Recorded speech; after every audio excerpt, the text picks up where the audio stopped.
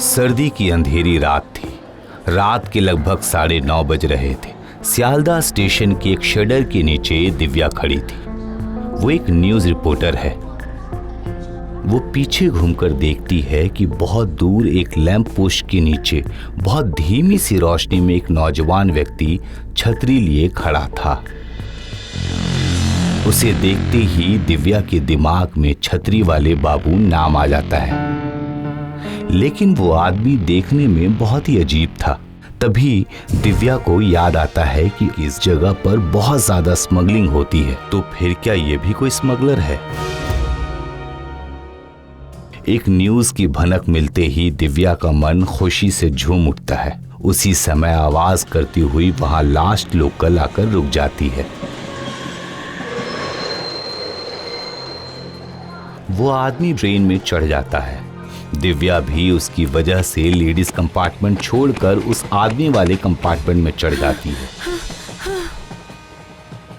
Train का वो compartment लगभग खाली ही था। वो देखती है कि वो अजीब सा आदमी ट्रेन के अंदर में भी छतरी खोलकर ही खड़ा था। दिव्या फिर मन ही मन में बोलने लगती है, छतरी वाले बाबू, बहुत ही अच्छा नाम था। उस आदमी के साथ बिल्कुल फिट हो चुका था। उसके बाद ही दिव्या सोचती है कि अच्छा, मैं इस आदमी को फॉलो तो कर रही हूँ, लेकिन ये सच में एक स्मगलर ही है ना? देखकर तो ये लग रहा है कि पागल है। छोड़ो, जो भी हो, अगर मैं छतरी वाले बाबू के नाम से एक रिपोर्ट तैयार करके संपादक को दे दूं, तो फिर मेरी ये नौकरी तो बच ही जाएगी।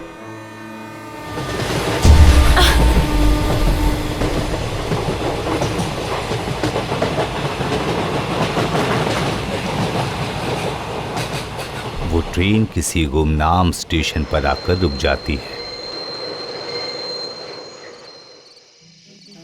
छतरी वाले बाबू नीचे उतर जाते हैं। दिव्या भी पीछे पीछे उन्हें फॉलो करती है। वो आदमी स्टेशन से बाहर निकलने के लिए तेजी से चलता हुआ आगे बढ़ता जा रहा था। दिव्या सोचती है कि उस उजाड़ गांव के अंधेरे स्टेशन में उस अजीब से आदमी और उसके अलावा वहां पर और कोई नहीं था। वहां उतरकर क्या उसने ठीक किया है? लेकिन उसकी सोच अभी खत्म नहीं हुई थी कि उसके पहले ही स्टेशन से ट्रेन सीटी बजाती हुई खुल जाती है। दिव्या समझ जाती है कि उत्साह की वजह से वो किसी बड़ी मुसीबत में फंस सकती है, क्योंकि अगर यहाँ कोई दुर्घटना हो गई तो उसे वहां बचाने वाला कोई नहीं था।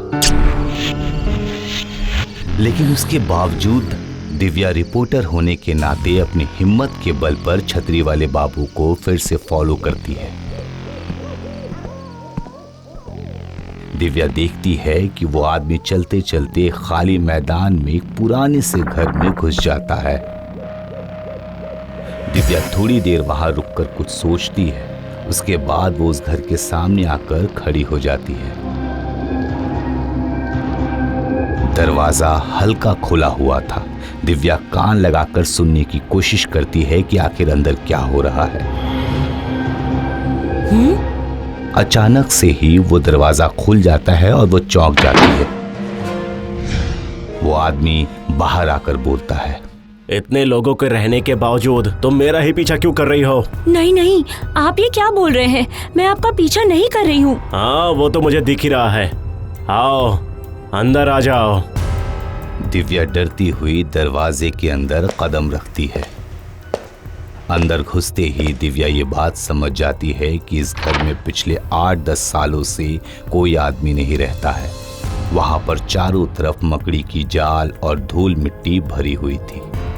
दिव्या एक छोटी सी टूटी हुई कुर्सी को देखकर उस पर जाकर बैठ जाती है। छतरी वाले बाबू हंसकर बोलते हैं, अच्छा, तो तुम में बहुत ज्यादा क्यूरियोसिटी है ना? हाँ, सब कुछ जानना चाहती हो? तो ठीक है, अगर जानने का इतना ही मन है तो खुद की आंखों से ही देख लो। दिव्या सोचती है कि उसके सामने ही कोई स्मगलिंग की डील होगी, लेकिन उसके बाद वो लोग उसे जिंदा छोड़ेंगे या नहीं, उसे ये समझ नहीं आता है। उसी समय घर के बाहर से किसी के पैरों के आने की आवाज सुनाई पड़ती है। उस कमरे के बंद खिड़की पर ठक ठक की आवाज सुनाई देती है। छतरी वाले बाबू आगे बढ़कर वो खिड़की खोलते हैं।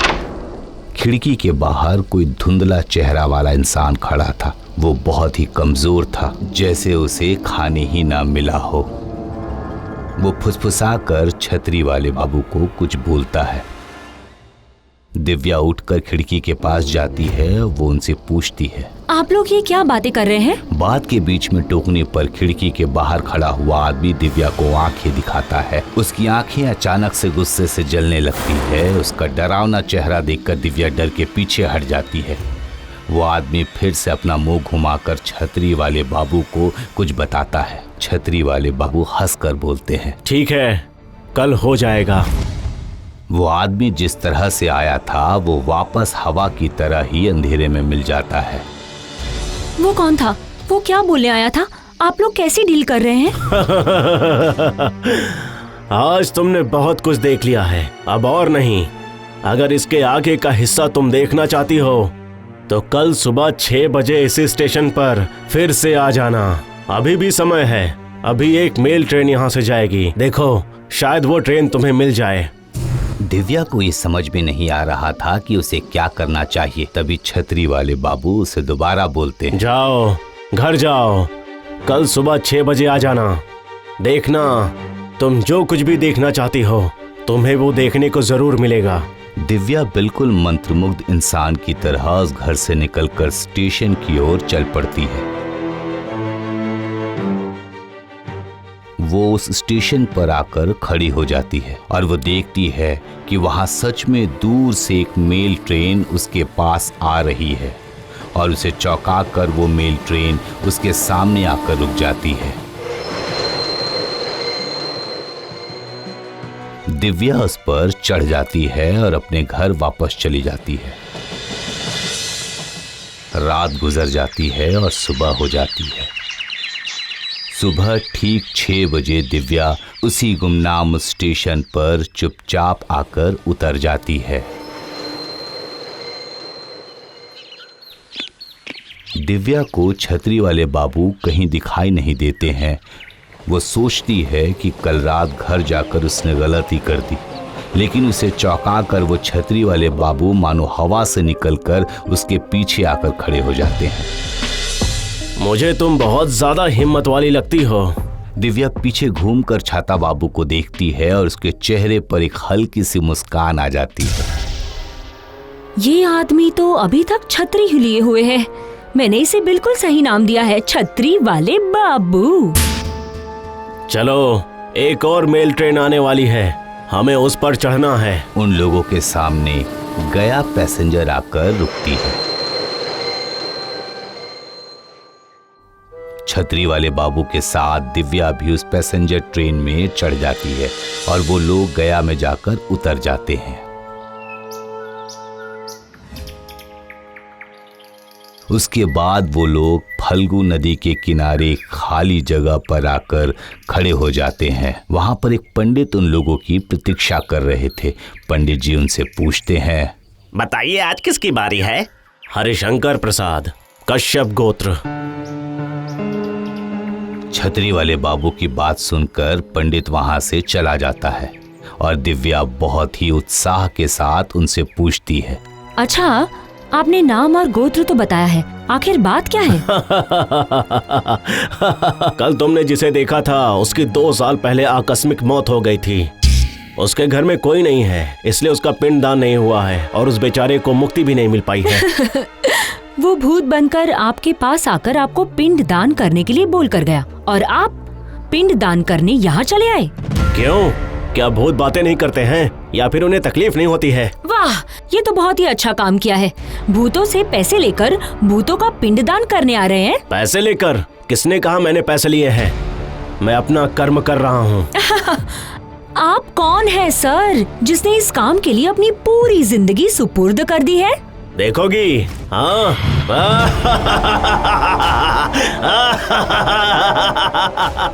छतरी वाले बाबू एक बहुत ही रहस्यमयी हंसी हंसने लगते हैं और अगले ही पल में छतरी वाले बाबू दिव्या को चौंकाते हुए अचानक से हवा में गायब हो जाते हैं और वो छतरी टप से दिव्या के सामने जमीन पर आ गिरती है।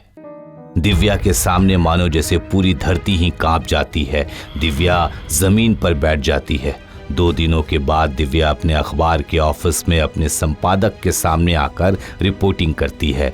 रिपोर्ट के ऊपर लिखा था छतरी वाले बाबू, और उसके बगल में छतरी वाले बाबू की छतरी भी रखी हुई थी।